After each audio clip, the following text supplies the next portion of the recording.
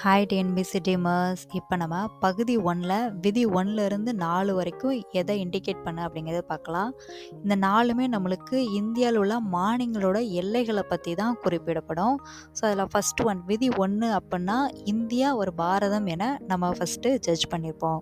Next விதி 2னா இந்தியாவில் உள்ள மாநிலங்களை எந்தெந்த மாநிலங்களை நம்ம சேர்க்கலாம், எந்தெந்த மாநிலங்களை நிறுவலாம் அப்படிங்கிறத பற்றி டிஸ்கஸ் பண்ணியிருப்பாங்க. விதி 3 வந்து இப்போ மாநில எல்லைகள் நம்ம வச்சாச்சு. இப்போ சுதந்திரத்துக்கு முன்னாடி சுதந்திரத்துக்கு அப்போல்லாம் கொஞ்சம் கொஞ்சம் பிரிச்சுருந்துருப்பாங்க. ஸோ அந்த இதை மாற்றுறதுக்கு யாருக்கு உரிமை உண்டுனா நாடாளுமன்றத்திற்கு உரிமை உண்டு.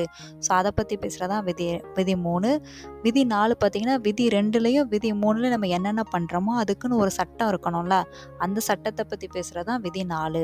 ஸோ இதெல்லாமே ஓரலாக ஃபஸ்ட்டு விதி 1 to 4னாலே மாநிலங்களோட எல்லைகள் ஞாபகம் வரணும்.